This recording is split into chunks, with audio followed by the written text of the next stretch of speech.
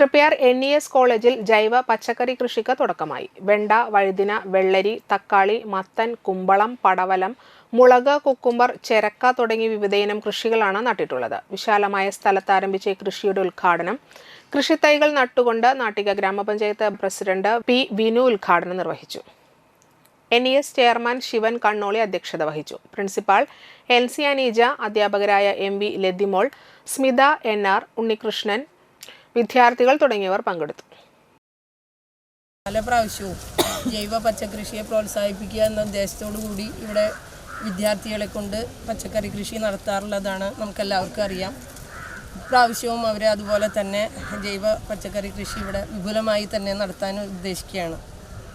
നമ്മുടെ ഇപ്പോഴത്തെ സാഹചര്യം നമുക്കെല്ലാവർക്കും അറിയാം. നമ്മൾ വാങ്ങുന്ന പച്ചക്കറികളിലുള്ള വിഷാംശങ്ങളെക്കുറിച്ചൊക്കെ നമുക്ക് ഗുണം തരുന്നതിന് അധികമായിട്ട് നമുക്ക് ദോഷങ്ങളാണ് അങ്ങനെ ഉപയോഗിക്കുന്നത് കൊണ്ടുണ്ടാകുന്നത് തന്നെ.